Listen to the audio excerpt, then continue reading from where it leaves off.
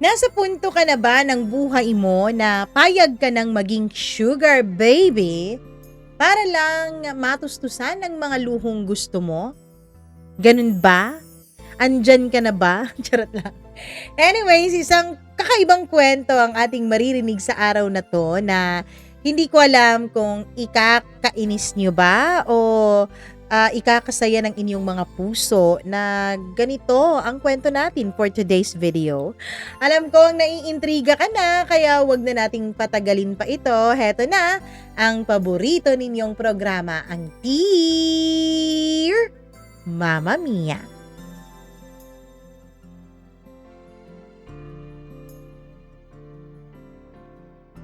Maraming mga desisyon sa ating buhay na kinakailangan nating gawin upang ating makuha ang ating mga ninanais. Kung may gusto kang abutin, kailangan handa kang magsakripisyo para ito ay iyong makamtan. Dear Mama Mia, gaya ng karamihan sa inyong mga tagapakinig, ay hindi ko rin po talaga alam kung papaano ko sisimulan ito.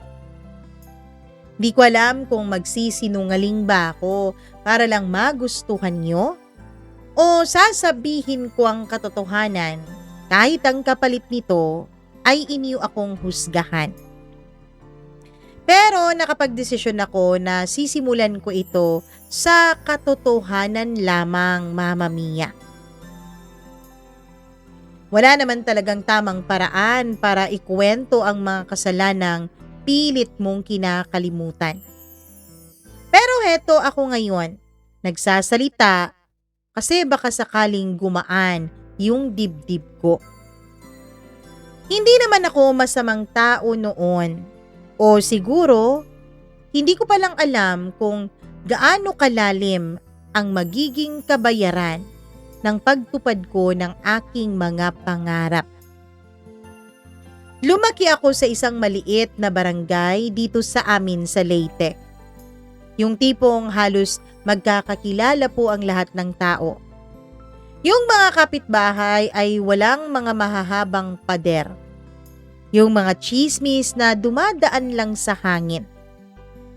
Ang papa ko po ay isang mangingisda, samantalang ang mama ko naman ay naglalabada para sa may-ari ng isang resort sa kabilang baryo. Tatlo kaming magkakapatid at ako yung panganay. Ako rin yung laging inaasahan kasi sabi ni mama, ako raw sa aming mga magkakapatid ang bukod tanging may pangarap. At oo, Mama Mia, may pangarap po ako. Gaya ng karamihan na dumadaan sa sobrang hirap, ang pangarap ko ay gusto kong umahon mula sa kahirapan.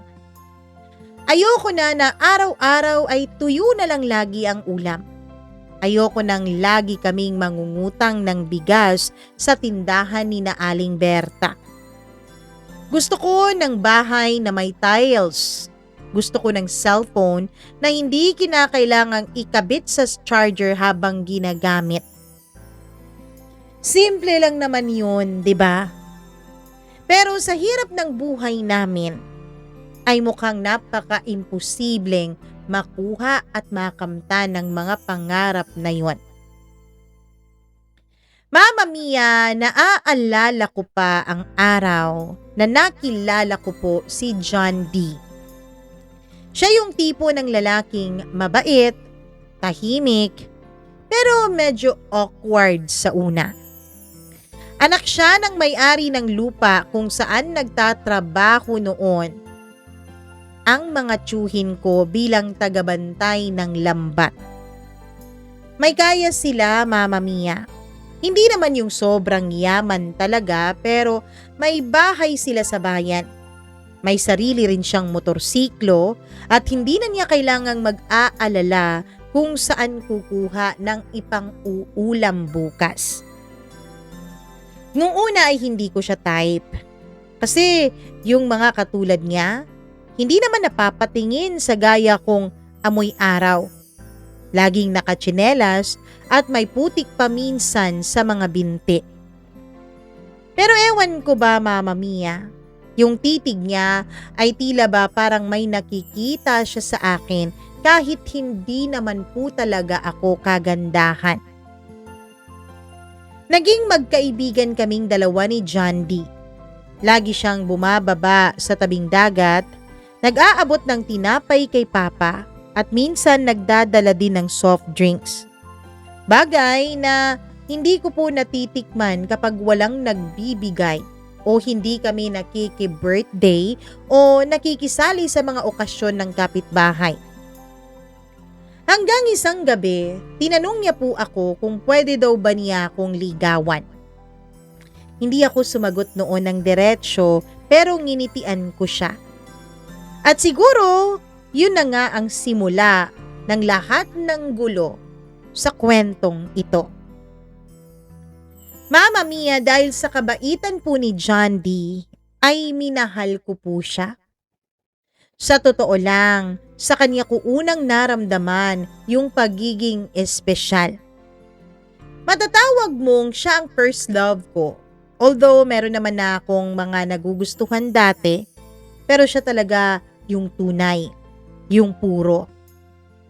Yung feeling na kahit mahirap ka, may isang taong handang tumingin sa'yo ng may paggalang. Hindi dahil sa naaawa siya, kundi dahil mataas ang tingin at respeto niya sa'yo. Hindi naglaon ay naging kaming dalawa ni John D. Hindi ko alam kung paano nangyari, Mama Mia, o hindi ko na lang talaga matandaan. Basta isang araw, sinasabi ko na lang sa sarili ko na siya na. Siya ang taong gusto kong maging una kong karelasyon. Nagkikita kami tuwing hapon sa may likod ng maliit na kubo namin. Doon kami nagkukwentuhan, nag-aasaran, at minsan nag-aalok din siya ng tulong sa akin. Sabi niya, balang araw, Ivy, kapag nakapagtapos na ako, kukunin kita mula rito. Ayokong magdusa ka pa. Ang sarap pakinggan, 'di ba? Pero habang tumatagal, napapansin ko rin, Mama Mia, na tila mas lalong lumalaki ang pangangailangan ko at ng pamilya ko. Parang hindi na rin ako nakokontento. Minsan naiinggit ako sa mga kaklase kong may kaya ng di hamak kumpara sa amin ng aking pamilya. Nakikita ko silang nagpapayabangan sa kanilang pagbabakasyon. Yung iba pumupunta ng Mindanao, yung iba naman ay pumupunta ng Luzon. Meron pa nga akong kaklase na ang sabi niya ay nakapunta na raw siya ng Boracay at ang ganda-ganda daw talaga doon, Mama Mia. Ang pino daw ng buhangin at ang puti-puti. Nakakainggit kasi minsan nagkukwento din sila ng mga lakad nila sa mall. Tapos nagpapayabangan pa sila ng mga bago nilang biling damit o di kaya'y bag na galing pa sa Maynila. At ako, Mama Mia, wala akong kahit na isa sa mga bagay na pinagyayabang nila. Nakakapunta ako ng mall, oo, kapag niyayaya ako ni John D, pero hanggang dun lang. Hindi ako nakakabili ng mga gusto ko. Hindi ako nakakabili ng bag. Yung lumang cellphone na binigay lang sa akin ay hindi pa umaandar kapag walang nakasaksak na charger. Tapos, kapag umaandar naman yun, wala naman po akong pang-load. Parang ako yung nanlilimos ng pang-allowance mula sa mga tita at tito ko dahil hindi sapat ang kinikita ng mga magulang ko para makabili ako ng disenteng pagkain sa eskwela. Yun ang mga nagiging dahilan kaya siguro nagsimula akong mangarap ng mas mataas at mas matayog, Mama Mia. Hindi lang basta makapagtapos ang gusto ko. Gusto ko ng buhay na may kaginhawaan. At doon, Doon din unti-unting pumapasok sa buhay ko ang tatay ni John D. na si Raymundo. Si Mang Raymundo, yun ang tawag sa kanya ng lahat. Matangkad, maputi, medyo may edad na pero halatang-halatang inaalagaan ang sarili.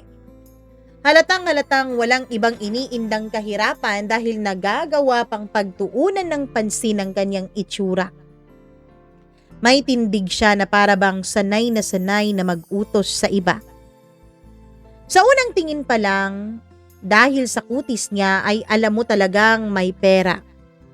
May asawa siya, Mama Mia, syempre. Yung nanay ni John D.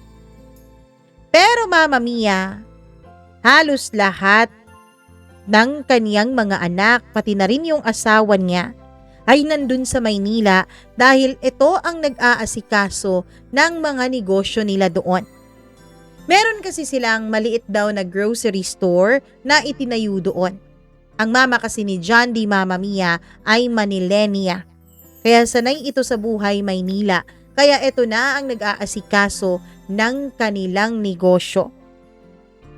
Noong una naman ay simpleng pagbati lamang ng magandang hapon po, Mang Raymundo, ang sinasabi ko sa kanya.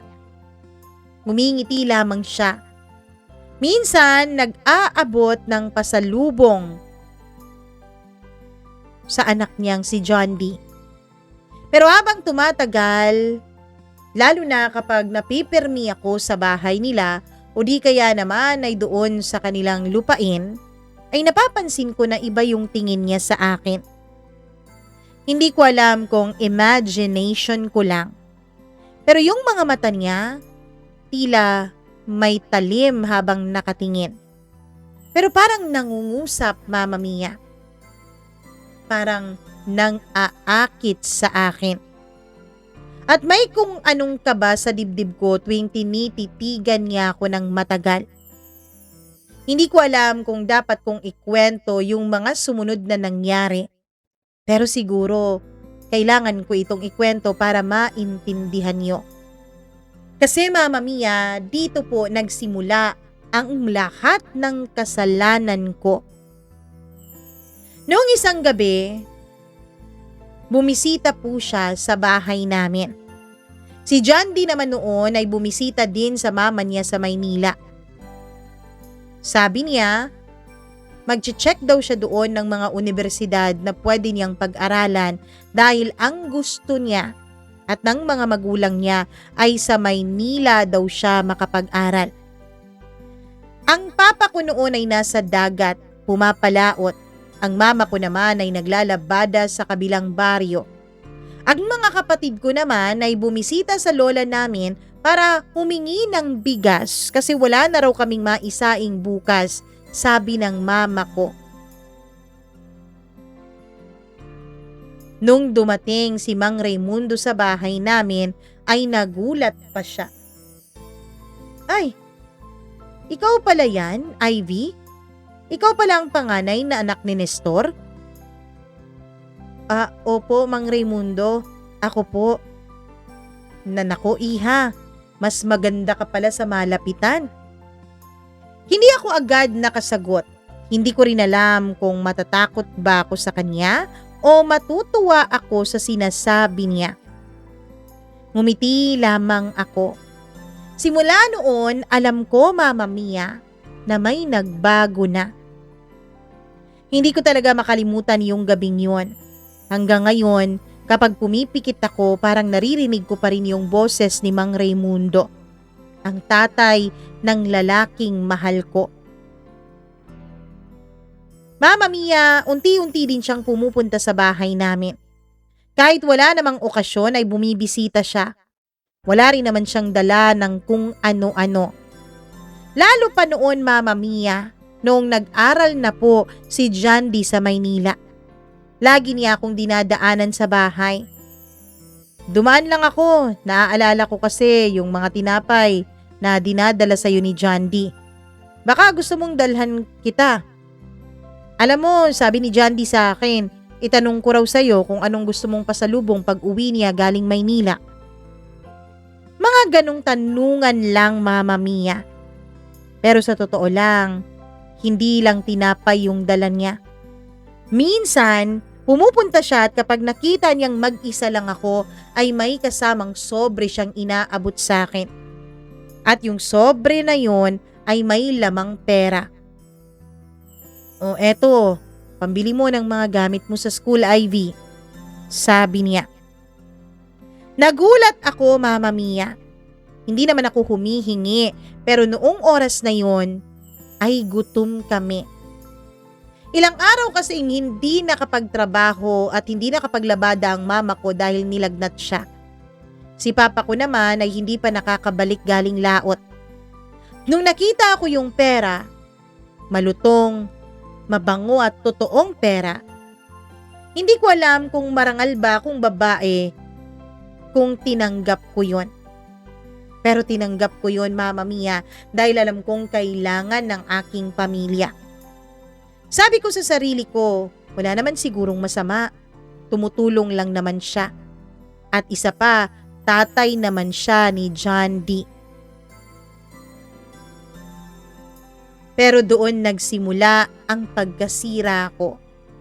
Simula noon ay madalas na talaga siyang dumadaan. Minsan may daladalang bigas, minsan may paulam, minsan simpleng kumusta lang pero iba yung mga tinginan niya sa akin. Hindi yung tingin ng isang matandang may malasakit sa girlfriend ng anak niya. Kundi yung tingin ng lalaking may alam sa mga bagay na gusto niyang mangyari sa inyo pero hindi dapat. At ako, Mama Mia, hindi ko rin alam kung bakit hindi ako lumalayo. Siguro kasi tuwing nakikita ko siya, naiisip ko si John D. At kung gaano siya kaswerte dahil may ama siyang ganito. May ama siyang kayang ibigay sa kanya ang lahat. Pero Mama Mia, may bahagi rin talaga sa sarili ko na natutuwa. Kasi sa wakas, may isang tao nang nagbibigay sa akin ng mga gusto ko. Hindi ko alam kung awa ang nararamdaman niya sa akin o talagang gusto niya yung ginagawa niya. Hanggang dumating yung araw na inanyayahan niya akong tumulong sa bahay nila. Sabi niya, nag-resign na kasi yung katulong ko dun eh. Baka gusto mong maglinis-linis muna doon kapag wala kang pasok. May bayad naman para may pambaon ka at may panggastos sa school. Siyempre pumayag ako dahil malaki-laki yung bayad na sinasabi niya. Sino ba naman ako para tumanggi, Mama Mia? Kailangan namin ng pera.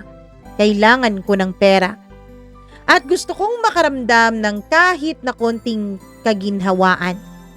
Na kahit yung mga simpleng bagay na ginugusto ko, mabili ko naman kahit paminsan-minsan lang. Gusto kong maranasan kung paano pumasok sa bahay na malamig ang hangin, na may maayos at magandang disenyo na mga kortina. Yung mabangong bahay kahit na wala namang pabango. Nung una, normal lang. Nagwawalis ako, nagpupunas ng mesa, naghuhugas ng mga pinagkainang pinggan. Pero habang tumatagal ay nararamdaman ko po yung mga mata ni Mang Raimundo na laging nakasunod kahit nasaan ako magpunta. Ang sipag mo, Iha, sabi niya habang nakaupo sa sofa. Sayang, kung hindi ka lang girlfriend ng anak kong si John D, baka niligawan na kita. Nagulat ako pero napangiti din ako at the same time, Mama Mia. Sa loob ko ay parang may kung anong kumeryente. Hindi ko na inisip na may asawa siya. Hindi ko na inisip na yung asawa niya ay nasa Maynila at kasama ang boyfriend ko. Hindi ko alam kung hiya o kilig ba yung nararamdaman ko pero aminado akong may halong takot din yon. Kasi alam kong mali, Mama Mia. Mali dahil bukod sa pagiging ama niya sa boyfriend ko ay may asawa naman siya. Pero hindi ko rin mapigilan yung sarili kong masanay sa atensyon at mga bagay na kanyang ibinibigay. Simula noon ay mas madalas na akong inaanyayahan ni Mang Raimundo. Minsan nag-aabot pa siya ng dagdag kabayaran sa paglilinis na ginagawa ko sa bahay niya. Minsan nagbibigay din siya ng mga bagong damit, yung mga may tag pa.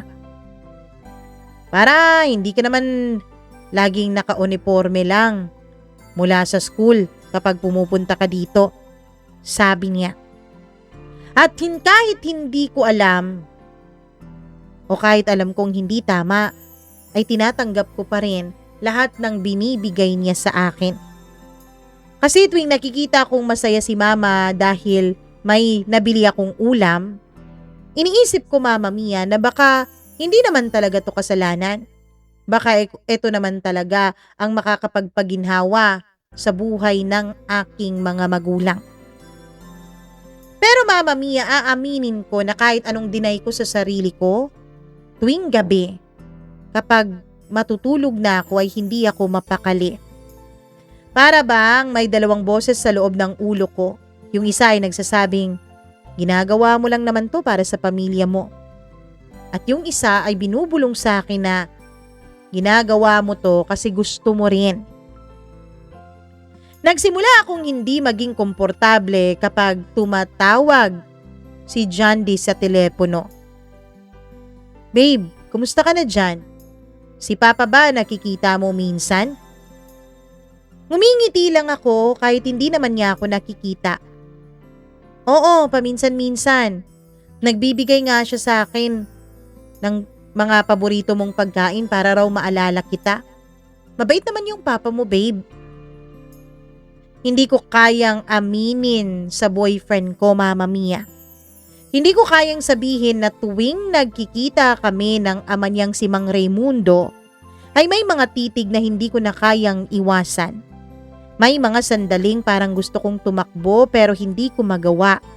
Kasi sa bawat pagtulong na ginagawa niya ay mas lalo akong lumulubog. Hanggang sa isang araw, sinabi niya, samahan mo na muna ako sa bayan, Ivy. May bibilhin lang ako. Pero kailangan ko ng kasama eh. Ayokong pumunta pero nang makita ko yung envelope na may laman ulit, ay parang nawala lahat ng pagtutol ko, Mama Mia. At dun nagsimulang tuluyang mabago talaga ang lahat sa aming dalawa. Hindi ko alam kung bakit ako sumama sa kanya noon. Siguro kasi sinabi ko sa sarili ko na wala naman sigurong masama kung makisama lang ako sa bayan. Total, tatay naman siya ng boyfriend ko, 'di ba?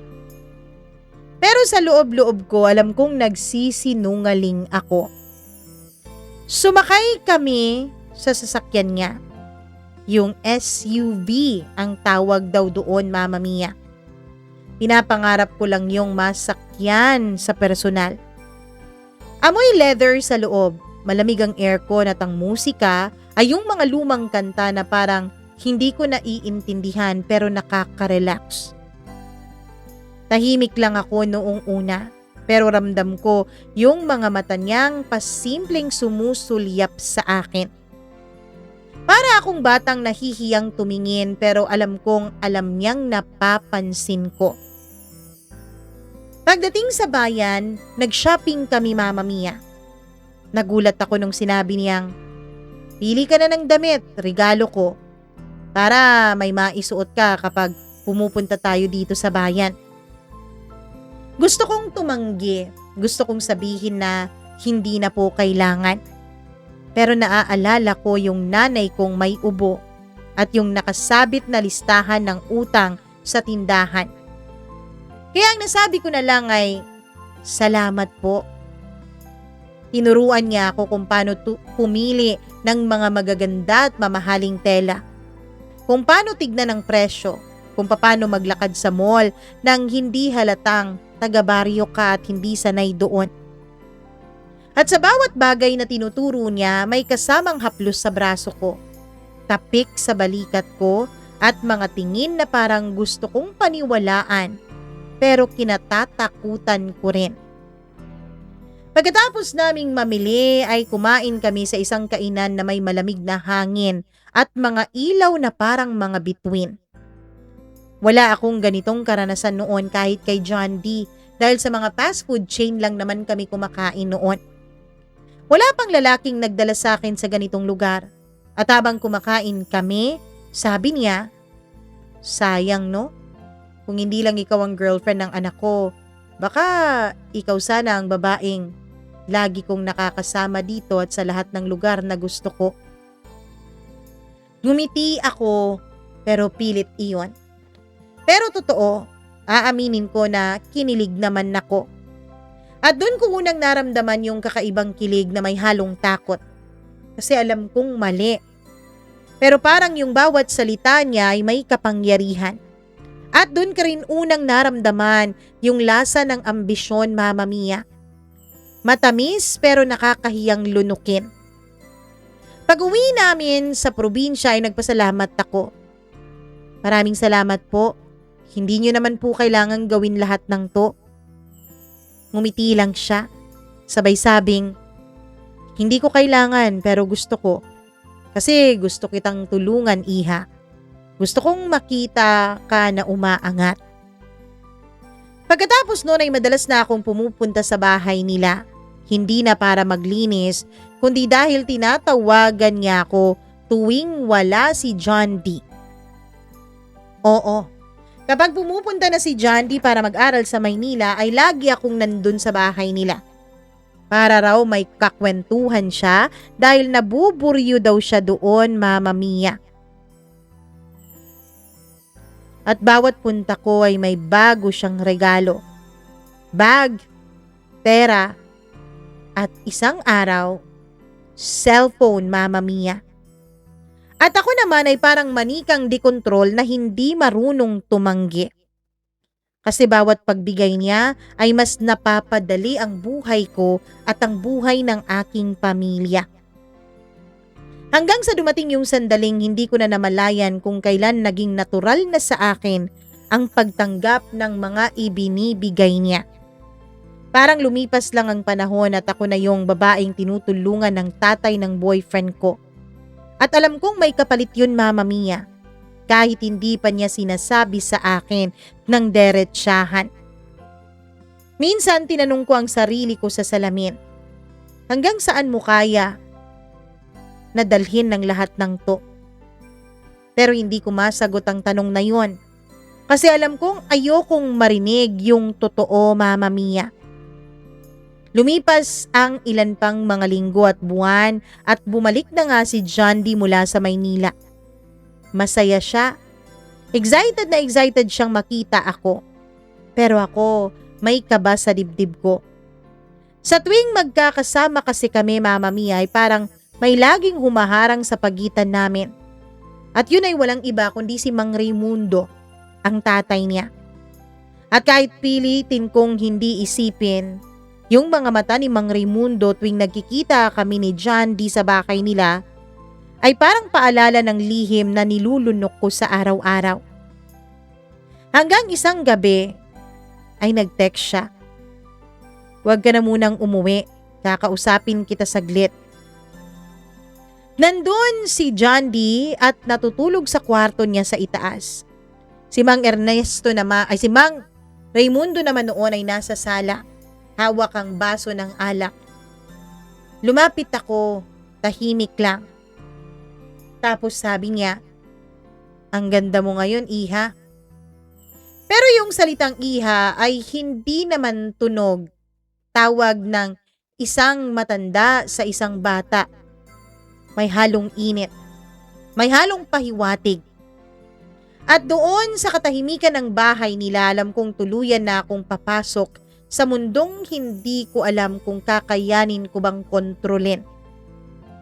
Hindi ko alam kung paano nagsimula, kung paano ako bumigay. Basta ang natatandaan ko lang ay yung mga pangarap ko. Yung bahay naming halos magiba na, yung perang binibigay niya, yung magandang buhay na inaalok niya. Unti-unti kong ginamit bilang dahilan para paniwalain ng sarili kong ayos lang ang ginagawa ko. Na ginagawa ko to para sa pamilya ko. Na kung minsan kailangan mong isakripisyo ang dangal mo para sa magandang kinabukasan mo. Pero sa totoo lang, kasinungalingan yon, Mama Mia. Kasi, totoo, nasanay na ako sa atensyon at mga binibigay niya. Nasanay ako sa mga regalo at nasanay akong tinitingala at hindi na tinatapakan ng mga kaklase ko kasi meron na rin ako ng mga bagay na meron sila. Ang masakit lang habang umaangat ako sa tingin ng iba ay tila hindi ko na naman nagagawang tignan ang sarili ko sa salamin ng may pagmamalaki. Mama Mia, pagkatapos ng gabing iyon, hindi na naging pareho ang lahat. Para bang may manipis na kortina sa pagitan ng dati kong buhay at ng bagong mundong pinasok ko. At sa tuwing titingin ako sa salamin, hindi ko na nakikita yung dating batang si Ivy na palaging pawisan at nakatali ang buhok. Ang nakikita ako ngayon ay isang babaeng marunong ngumiti kahit puno ng kasalanan ng kanyang mga mata. Nagsimula akong bumili ng mga bagay na dati ay pinapangarap ko lamang. Mga bagong damit, bagong sapatos, cellphone na may malinaw na kamera. Si mama naman, tuwang-tuwa kasi may nadadala akong pera sa bahay. Sabi pa niya sa akin, "Anak, sobrang bait talaga ng pamilya ni Jandy sa atin, ano? Baka gustong-gusto ka talaga nilang maging manugang balang araw." Napangiti lang ako pero sa loob ko parang may kumirot. Kasi alam ko, Mama Mia, na kung alam lang niya kung anong kabaitan ang binabayaran ko ay baka masabunutan at makalbo pa ako ng nanay ko. Si Jandy naman ay mas lalo kong minamahal. Pero hindi niya alam na sa tuwing hinahawakan niya yung kamay ko ay may bahid na ito ng kasinungalingan. Sa tuwing nag-aalok siya ng tulong ay gusto kong sabihin na hindi mo na kailangang gawin yan kasi matagal na akong tinutulungan ng tatay mo. Pero hindi ko naman kayang tanggihan ang tulong niya dahil hindi ko pwedeng maipakita sa kanya na may pagdududahan siya sa akin. Habang tumatagal, Mama Mia, ay nasanay na ako sa ganitong buhay. May mga gabing hindi na ako nakakatulog kasi iniisip ko kung hanggang kailan ko ba kayang itago ang lahat. May mga umagang nagsisisi ako pero kapag dumadating ulit yung mga regalong nakalagay sa brown envelope, ay parang nawawala yung konsensya at pagsisisi ko. Hanggang sa dumating yung araw na hindi na ako masaya kahit may pera pa. Hindi na ako excited kahit may bago pa akong gamit. Kasi sa bawat pag-angat ko, pakiramdam ko may isa na namang bahagi ng kaluluwa ko ang unti-unting nawawala. And yes, oo Mama Mia, kung iniisip niyo pong ibinibigay ko na ang sarili ko kay Mang Raimundo ay yun po ang totoo. Kaya po, mas lalong dumadami ang binibigay niya sa akin. Isang gabi ay bigla akong tinanong ni Jandy, "Babe, bakit parang nagbago ka? Bakit parang pakiramdam ko ang layo mo na?" Wala akong maisagot. Tumawa lang ako. "Pagod lang siguro ako, babe." Pero sa totoo lang, hindi naman pagod yun, kundi galit at guilt na nararamdaman ko sa sarili ko. Nang bumalik ulit si Jandy sa Maynila, Mama Mia, para ipagpatuloy ang kanyang pag-aaral, ay si Mang Raimundo na ulit ang nag-iisang naiwan sa bahay nila. At sa tuwing mag-uusap kami, pakiramdam ko ay para na kaming dalawang tao na parehong alam na bawal yung ginagawa namin pero pareho naman kaming walang lakas para ihinto ang anumang namamagitan sa amin. Hanggang isang gabi, habang nag-uusap kami ay tinanong ko siya, "Sir, hanggang kailan ba to?" Tumahimik lang siya, Mama Mia. Tapos ilang sandali pa ay sumagot, "Hanggang sa gusto mo pa, Iha." At dun ko napagtanto. Hindi lang pala talaga pera ang kasunduan namin, kundi yung sarili ko at yung kakayahan kong magpasya. Parang isa na akong tau-tauhan sa larong hindi ko naman kontrolado. Lumipas ang mga buwan at dumami yung mga taong napapansin ako. May mga kapitbahay na nagtataka kung bakit bigla na lang daw nagbago yung anyo ko, kung saan daw ako kumukuha ng pera. May mga chismis na dumarating kina mama pero pinagtatanggol pa rin niya ako. Masipag lang talaga yung anak ko at mahal talaga yan ng pamilya ni John D. Gustong gusto nila yung maging manugang kasi maayos at disente ang anak ko kahit mahirap kami. At doon ko naramdaman yung pinakamatinding hiya sa buong buhay ko. Kasi alam kong niloloko ko lang hindi lang si John D, kundi pati yung nanay kong buong buhay na nagsikripisyo para manatiling marangal ang aming pamilya. Minsan naiisip ko baka kaya ako ginaganito ng tadhana kasi masyado akong naging ambisyosa, Mama Mia. Masyado akong naging inggitera. Akala ko kasi kapag may pera ay nawawala na lahat ng problema mo. Pero ang hindi ko alam, sa tuwing tinatanggap ko yung mga regalo niya, may binabayaran akong hindi na mababawi. At yun mismo ang sarili ko. Hindi ko na matandaan kung kailan ako huling nakatulog ng payapa. Kahit anong gawin ko, parang laging may boses sa loob ng ulo ko na nagsasabing, lunod ka na sa kumunoy at hindi mo na ito mababawi. Nagsimula na rin ako mapansin ng mga tao, yung mga dating nakikikain kami sa mga bahay nila, ay bigla na lang nagkakatinginan kapag dumadaan ako. Yung mga kaklase ko noon ay may mga bulong-bulungan na. Mukhang may sponsor yata yang si Ivy ah. Grabe, mukhang ang bilis yata umasenso. Hindi ko sila sinasagot pero bawat salita nila ay parang karayom na tinutusok yung dibdib ko. Minsan gusto kong sumigaw, gusto kong ipaliwanag na hindi ko naman to ginusto. Pero paano ko ba ipapaliwanag yung kasalanan na ginawa ko para lang umangat-angat kahit papaano? Minsan, Mama Mia, sa palengke, gulat na gulat ako dahil nakita ko yung mama ni John D, yung misis ni Mang Raimundo. Hindi ko alam na nakauwi pala siya. Hindi ko rin alam kung anong balita ang nakarating sa kanya pero yung tingin niya sa akin ay tila may nalalaman siya. Tinanguan niya ako at ngiti lang ang binalik ko. Pero paglangyo niya ay nanginig yung mga kamay ko. Pakiramdam ko noon ay gusto na akong lamunin ng lupa. Pag-uwi ko ay tinawagan ko agad si Raimundo. Sir, ayoko na po. Tama na siguro to.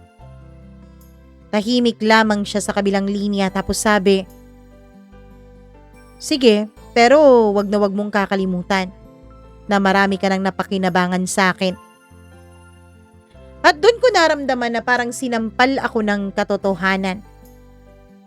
Hindi ko na siya kausap bilang isang tao, Mama Mia, kundi bilang isang bagay na may utang sa kanya. At ang utang na yon, hindi ko alam kung hanggang kailan ko ba babayaran. Ilang linggo akong halos hindi lumalabas ng bahay kung hindi kinakailangan.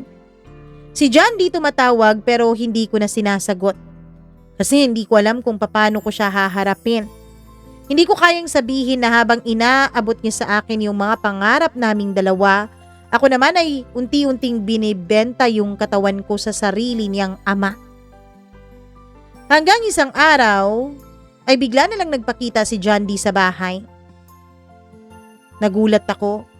May bitbit pa siya na tinapay na paborito ko. Bakit parang ang layo mo na sa akin, Ivy? Sabihin mo nga sa akin ang totoo. May problema ba tayo? Ang hirap tumingin sa mga mata niya, Mama Mia. Sabi ko lang, pagod lang ako, John D. Marami lang kaming problema dito sa bahay. Pinilit kong ngumiti pero naramdaman kong may luha na sa gilid ng mga mata ko. Hinatid niya ako pa uwi pagkatapos sabay-sabing, alam mo kahit anong mangyari, mahal na mahal kita, Ivy. Ikaw lang ang gusto kong makasama. Durog na durog ang pagkatao ko noon. Kasi kung alam niya lang kung anong klaseng babae na ako ngayon, ay baka hindi na niya masasabi ang mga yun sa akin. Pag-alis niya ay nagkulong ako sa kwarto. Doon ko lang nilabas lahat ng luha na matagal kong pinipigilan. Yung mga pangarap na dati kong pinanghahawakan, naging parang abo na lang sa mga kamay ko. Lahat ng ginawa ko, lahat ng tinanggap ko ay parang biglang nagdilim lahat. At yun ang dahilan Hindi ko na alam kung may pag-asa pa kung bumalik sa dati. Mula noon, Mama Mia, ay ginawa ko talaga lahat ng makakaya ko para makaiwas kay Mang Raimundo. Hindi ko na sinasagot yung mga tawag niya. Hindi na rin ako pumupunta pa sa bahay nila. Pero tuwing nakikita ko si John D, tila laging may anino ng tatay niya sa likod niya na nasa isip ko. At tuwing naaalala ko yun ay parang gusto kong tumakbo palabas ng bayan, kaso saan naman ako pupunta? Wala raw lihim na hindi lumalabas at nabubunyag. Nung una, Mama Mia, hindi ko pinaniniwalaan yan. Iniisip ko, baka hindi lang talaga sila magaling magtago. Akala ko basta marunong kang magtago, basta maayos kang ngumiti ay makakalusot ka lagi. Pero hindi pala ganun, kadaling dayain ng tadhana. Isang umaga, nagising ako sa mga kaluskos sa labas ng bahay. Nakita kong may 2 tricycle na nakaparada at isa sa mga pasahero ay ang nanay ni John D, yung asawa ni Mang Raimundo. Kasama niya si John D, Mama Mia. Parang nanlamig yung buo kong katawan. Hindi ko alam noon kung anong gagawin ko. Hindi ko alam kung tatakbo ba ako o hihintayin ko na lang yung sigaw na alam kong darating. Ivy! Sigaw ni John D mula sa labas. Lumabas ako at nanginginig. Ngumiti ako ng pilit pero halata sa boses ko dahil hindi ko kayang magsinungaling sa araw na yon. Oh, bakit kayo napadalaw dito? Sabi ko na pilit nagpapaka-plastic. Tahimik muna si John D, tapos tiningnan niya ako ng matagal. Yung tingin na para bang sinusubukan niyang hanapin yung babaeng minahal niya dati. Sabi niya, totoo ba yung mga naririnig ko? Hindi ko agad nasagot yon. Naramdaman kong unti-unting namumuo yung mga luha ko. Pero hindi ko pa rin magawang umamin. Hanggang sa yung nanay na niya mismo ang nagsalita. Akala mo siguro walang nakakakita sa inyo ng asawa ko, no? Hindi mo alam. Matagal na kitang pinapanood, Ivy. Wala akong nasabi. Hindi ko kayang tumingin sa kanya. Hindi ko kayang tignan si John D. Kasi alam ko sa sandaling magtagpo yung mga mata namin ay hindi ko nakakayani ng lahat ng emosyon. Hindi ako makapaniwala, Ivy. Sabi ni John D na garalgal na yung boses. Yung tatay ko? At ikaw? Bakit? Hindi ko na napigilan. Umiyak na ako. John D, hindi ko naman ginusto. Hindi ko alam kung paano nangyari ang lahat. Hindi ko alam kung paano ako napasok sa ganito. Pero kahit anong paliwanag ko, Mama Mia, alam kong wala nang saysay. Kasi minsan, kahit ano pang dahilan mo, kasalanan pa rin talaga yan. Tahimik lamang si John D. Tumalikod siya at hindi na nagsalita. Ang mama naman niya bago umalis ay lumapit pa sa akin. Mahina yung boses pero bawat salita niya ay tila tumatarak sa puso ko. Yung kaginhawaang kinuha mo, Iha, panandalian lang yan. Pero yung hiya, habang buhay mo yang dadalhin. At totoo yun, Mama Mia. Pag alis nila, pakiramdam ko ay parang tinanggalan ako ng balat. Wala na yung mga regalong dati kong pinagmamalaki. Wala na yung mga pangarap na pinanghahawakan ko. Ang natira na lang ay yung katahimikan ko na punong-puno ng kasalanan. Kinagabihan ay nakauwi si Mama. Umiiyak siya. Nung mga panahon na yon ay wala din ang mga kapatid ko dahil gaya ng nakasanayan ay bumibisita sa mga lolo't lola ko. Ang tatay ko naman noon ay pumapalaot at hindi pa nakakauwi. Ivy, totoo ba? Sinabi ni Aling Berta, ikaw daw yung dahilan kung bakit nag-aaway si Mang Raimundo at yung pamilya niya? Hindi ko alam kung paano ko siya haharapin. Niyakap ko na lang ng mahigpit ang nanay ko. Ma, sorry po. Hindi ko alam kung paano ko itatama ito. At sa unang pagkakataon ay hindi niya ako niyakap pabalik. Simula noon ay wala na akong narinig mula kina John D. o kay Mang Raimundo man lang. Wala na ring lumalapit sa bahay namin. Wala na ring nagbibigay ng mga regalo. Wala na yung laging tumatawag sa akin na boyfriend ko. Wala na rin ang kinang sa pagkatao ko. Ang naiwan na lang ay ang palangalan ko na madalas pinag-uusapan ng mga tao sa tindahan. Pagkatapos ng lahat ng nangyari ay parang biglang tumahimik ang mundo ko. Wala nang tumatawag, wala nang kumakatok, wala nang nag-aabot ng kahit na anong tulong. Parang lahat ng tao sabay-sabay na lumayo sa akin. Sa umpisa ay galit ako, Mama Mia. Galit ako kay Mang Raimundo dahil hindi niya ako prinotektahan. Galit ako kay John D dahil hindi man lang niya pinaglaban yung sabi niyang pagmamahalan naming dalawa. Pero habang tumatagal ay napagtanto kong wala naman pala akong karapatang magalit. Kasi ako naman ang pumili sa landas na ito. Nang lumabas yung balita ay mabilis itong kumalat sa buong bayan. Sa palengke, sa mga nanay na kunwari ay bibili lang ng isda pero ako ang pakay ng mga tinginan nila. Sa simbahan, pag pumapasok ako, napapansin kong nagbubulong-bulungan ng mga tao sa paligid ko. Yan yung babaeng naging kabit ng ama ng boyfriend niya, di ba? Ilan yan sa mga naririnig ko pero hindi ko pinapansin. Pero kahit nagpapakatatag ako sa labas, sa loob, ay sirang-sira naman ako. Si mama ko naman, pati na rin ang papa ko at mga kapatid ko ay hindi na ako halos kinakausap. Kahit anong gawin ko ay ramdam ko yung bigat sa pagitan namin ng pamilya ko. Hindi ko naman sila sinisisi dahil pinalaki naman ako ng mga magulang ko ng disente. Pero ako mismo talaga itong may tililing sa utak. Ako yung sumira sa pangalan ng pamilya namin. Pangalan na siyang bukod-tangi lang naming maipagmamalaki sa iba. Minsan naririnig ko ang mama ko na umiiyak sa labas ng bahay habang pinapahiran yung mga pasunya ng halaman. At dun ko naisip na hindi lang pala ako ang nasasaktan sa ginawa ko kundi pati rin pala ang pamilya ko. Pagkaraan ng ilang buwan sinubukan kong umalis sa bayan. Sumama ako sa pinsan ko sa Cebu para magtrabaho doon sa maliit na karinderya. Tumigil na rin po pala ako sa pag-aaral dahil hindi ko na kinaya ang kahihiyan ko sa school, Mama Mia. Wala akong ginamit na kahit na ano sa mga bagay na binigay sa akin ni Mang Raimundo. Pagdating ko sa Cebu, Mama Mia, kahit papaano ay nakakahinga ako dahil wala namang nakakaalam doon tungkol sa mga kasalanan ko. Pero tuwing gabi, kahit pagod na yung katawan ko, ay bumabalik pa rin sa isipan ko lahat, lalong-lalo na si John D. Yung mga panahong sabay kaming nangangarap, sabay naming pinipilit na umangat. Tapos bigla kong naaalala kung paano ako mismo ang sumira sa mga pangarap namin na yun.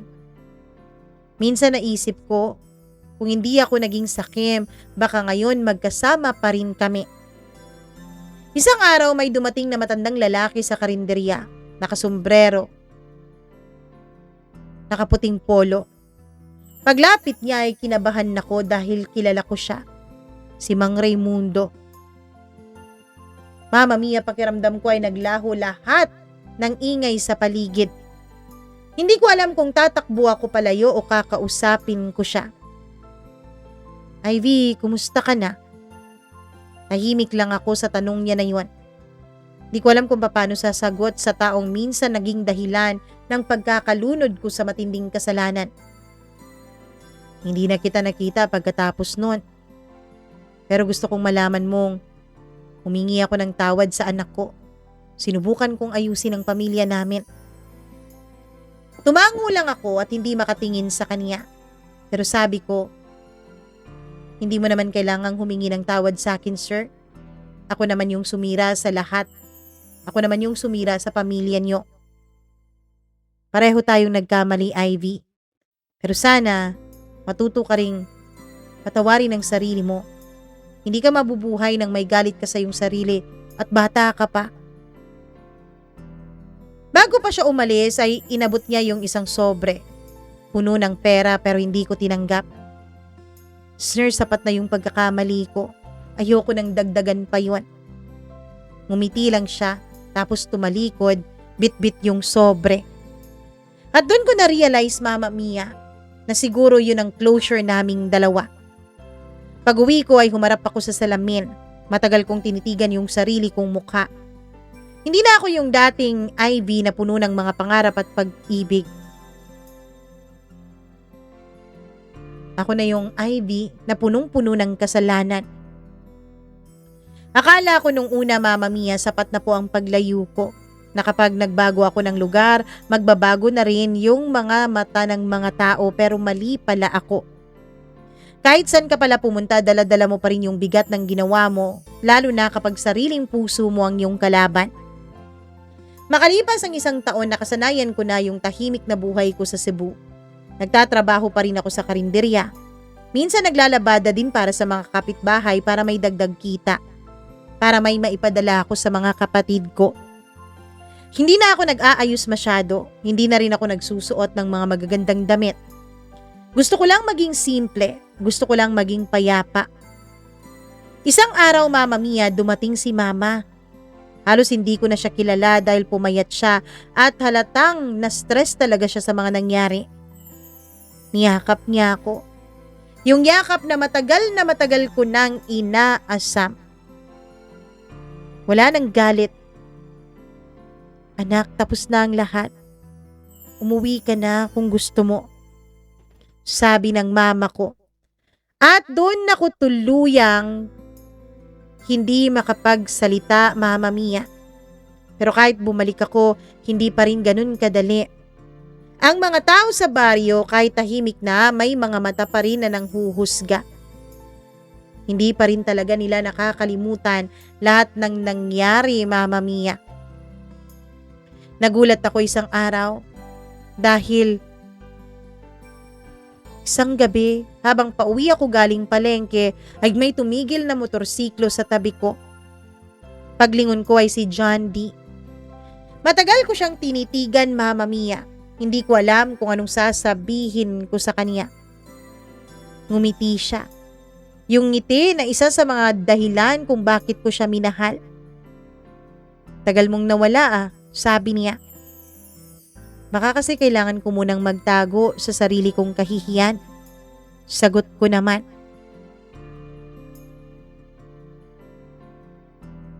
Si Papa pala, wala na. Patay na. Parang may malamig na hangin na dumaan sa pagitan namin nung binalita niya sa aking wala na si Mang Raimundo. Kaya pala sinabi ng mama ko na tapos na ang lahat kaya pwede na akong umuwi. Natahimik ako.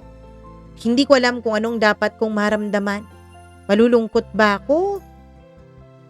O magkakaramdam ng ginhawa? Iniwanan ako ng tatay ko na maraming tanong, dagdag niya. Siguro, tapos na siguro yung kabanata nating dalawa. Sabi niya sa akin. Tumango ako. Salamat, John D. Kasi kahit masakit ang lahat ng nangyari, kinakausap mo pa rin ako. Ivy, hindi kita kailanman kinamuhian. Nasaktan lang talaga ako, oo. Pero hindi ko nakalimutan kung gaano kita minahal dati. At sa unang pagkakataon ay tumulo na naman yung luha ko, Mama Mia. Bago siya umalis, ay sinabihan pa niya ako na wala na raw akong dapat ikatakot pa dahil pati mama niya ay napatawad na raw ako. Pagkatapos ng gabing yun ay tila nabunutan ako ng tinik sa dibdib. Na malaman kong pinatatawad na ako ni John D at ng mama niya. Parang biglang lumiwanag yung mundong matagal ng kulay abo sa aking paningin. Nagsimula akong magtanim ulit ng mga halaman sa bakuran. Nagbukas ako ng maliit na tindahan sa harap ng bahay namin. Hindi man malaki ang kita pero sapat na para mabuhay ng marangal. At higit sa lahat, wala nang kasinungalingan. Wala nang itinatagong lihim. Minsan naiisip ko pa rin yung mga panahong kasama ko pa si Mang Raimundo. Yung mga sandaling puno pa ng kaginhawaan ng buhay ko pero wala namang kapayapaan. At sa tuwing naaalala ko yun, hindi na ako umiiyak dahil ngayon tinatanggap ko na lang ang lahat. Kasi alam kong yung babaeng yun ay matagal nang namatay. Matagal nang namatay yung Ivy na nagpakalunod dati sa kasalanan, makakuha at makatikim lang ng konting kaginhawaan. Ngayon ako na si Ivy na marunong nang humarap sa araw ng walang takot. Si mama naman, naramdaman kong unti-unti na rin akong napapatawad, pati mga kapatid ko at ng papa ko. Minsan nagkakapi kami ng mama ko at ng papa ko sa labas. Pinagmamasdan yung mga batang naglalaro. Tapos biglang nagsalita si papa. Alam mo anak, kung hindi ka siguro dumaan sa lahat ng yon, hindi mo siguro malalaman kung gaano kahalaga ang simple at payapang buhay. Ngumiti lang ako kasi totoo yun, Mama Mia. Hindi mo marirealize ang halaga ng tahimik na gabi kung hindi mo naranasan yung mga gabing wala kang halos tulog dahil sa sobrang takot at pagkapahiya. Ngayon ilang taon na ang lumipas, Mama Mia. Tahimik na ang lahat. Wala nang bulong-bulungan, wala nang tingin ng panghuhusga. Siguro nakalimutan na ng mga tao o baka mas magandang sabihin na napatawad na rin nila ako. Minsan, Mama Mia, may dumadaan na batang babae sa tapat ng tindahan ko. Nakangiti at may hawak na candy. May pangarap sa kanyang mga mata. At naiisip ko na sana hindi siya dumaan sa mga pinagdaanan ko. Sana hindi niya maramdaman yung gutom na nagtulak sa akin noon na gumawa ng hindi mabuti. Sana hindi siya matuksong ibenta ang sarili niyang katawan para sa panandaliang kaginhawaan. At kung sakaling dumating yung araw na marinig niya ang pangalan kong Ivy, sana hindi bilang babaeng nagkamali, kundi bilang babaeng tumayo kahit nilamon na ng sarili niyang kasalanan at kahihiyan. Kasi minsan hindi mo kailangan ng taong magliligtas sa iyo . Ang kailangan mo lang ay pagkakataon para patawarin ang sarili mo. At ngayon, Mama Mia, habang tinititigan ko ang anak kong natutulog sa may duyan, ay payapa na po ang buhay ko. Yes, Mama Mia. Nagkaroon po ako ng asawa at ikinasal po kami 2 taon na ang nakakalipas. Isang lalaki na alam ang lahat ng nakaraan ko. Isang anak lang din ng dati naming kapitbahay pero tinanggap ako ng buong buo. Hindi ko man masasabing tuluyan ng magiging payapa at masaya ang buhay ko. Ang masisigurado ko lang sa inyo, Mama Mia, gagawin ko na lahat ng mga mabubuting paraan para lang masigurado ko na hindi lalaking katulad ko ang aking anak. Maraming salamat po. Nawa po lahat sa inyo na nakikinig ngayon ay makahanap na rin ng tunay ninyong kapayapaan. Salamat, Mama Mia, dahil alam ko na hindi madaling basahin itong kwento ko. Hindi ko rin alam kung naikwento ko ba ito ng tama dahil hindi po ako magaling sa pagkukwento, Mama Mia. Talagang na-encourage lang ako ng inyong mga tagapakinig na ikwento rin ang aking karanasan. Mama Mia, maraming salamat po ulit. Lubos na nagmamahal at gumagalang, Ivy.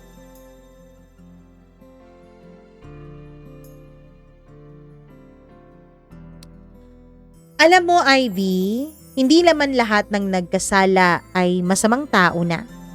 Minsan, sila yung mga taong naghangad lang ng kaginhawaan. Pero ang naibigay sa kanila ay maling paraan. Ivy, maraming salamat sa pagbibigay mo ng pahintulot para ibahagi natin sa ating mga tagapakinig itong napakagandang kwento ng iyong buhay. Hindi man siya masaya, hindi man siya yung happily ever after na sinasabi ng iba, hindi man siya yung parang princess, Disney princess na kwento ng pagmamahalan, ay masasabi ko naman na isa itong patunay na kahit nagkamali ka, kahit napakalaki ng kasalanang magagawa mo sa buhay mo, ay hindi doon natatapos ang lahat. Hindi doon natatapos ang buhay mo, hindi doon natatapos ang kwento mo. Kasi minsan, yung mga bagay at yung mga malalaking kasalanan na ating nagagawa sa ating buhay, yun pa pala ang magiging simula ng totoong kwento. Ng kwentong nakaka-inspire, ng kwentong nakakadala, ng kwentong nakakasaya at ng kwento ng pagbangon. Kasi kung hindi mo naranasan yon, wala kang testimony ngayon eh. Walang ganitong klaseng kwento ngayon sa ating programa. Alam nyo, naranasan ko rin talaga ang hirap ng buhay, pero kapag nakakabasa ako dito ng mga paghihirap na kwento, naiisip kong hindi pa rin talaga lubos na mahirap yung buhay namin dati. Mahirap, yes. Wala kaming kuryente, wala kaming tubig, nag-iigib kami sa kapitbahay na 2 blocks yung layo sa amin. Tapos, nag-aaral kami ng kandila lang ang tanging ilaw na tumatanglaw. Pero, hindi naman ako binigyan ng ganong klaseng tukso. Hindi naman ako binigyan ng ganong klaseng pamamaraan para makaahon sa buhay.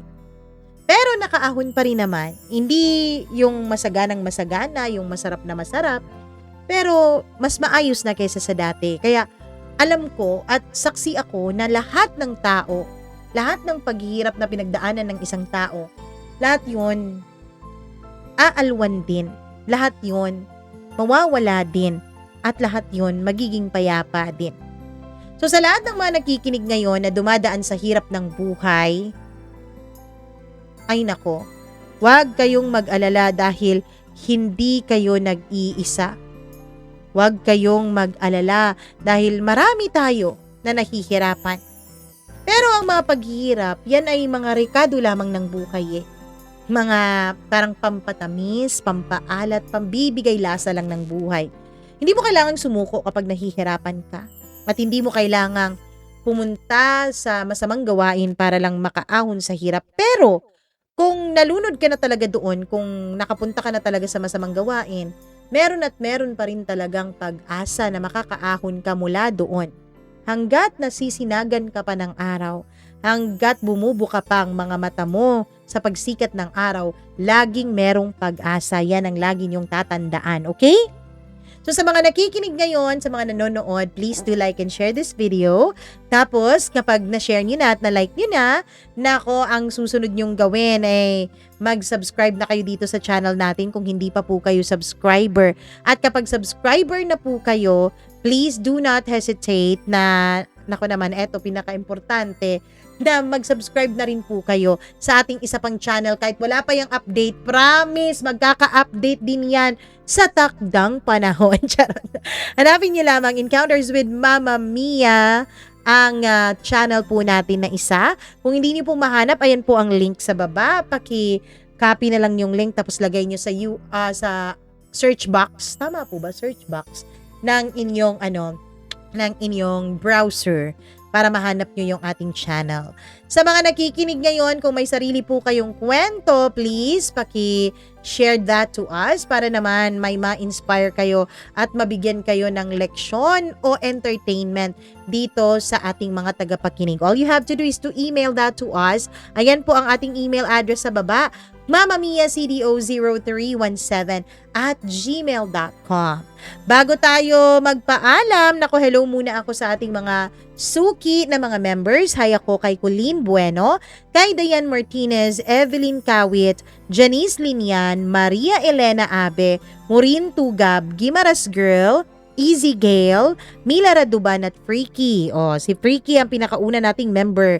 Maraming salamat po sa inyong lahat sa walang sawang pakikinig, panonood at pagmamahal. At syempre, hindi lang yung mga members ang nagmamahal sa atin. Alam kong kayo din. Lalong-lalo na yung mga hindi talaga nagsiskip ng ads at lagi talaga tayong binabalikan. Maraming salamat. Hi ako kay Evelyn Villanueva, kay Honey Lee, Nora Barido Hamandre, maraming salamat. Michelle Ananayo. Ayan, hello din ako kay Angelina Kapungkol. Hello rin ako kay Edin Baptismo. Maraming salamat sa panonood at pakikinig. Maraming salamat kay LV Lapot, Maria Teresa Lacheca. Hi din ako kay Annalyn Okabe. Hi Annalyn. Kay Charming Heart, maraming salamat. Jeline Pangan or Jelly Pangan, hello po.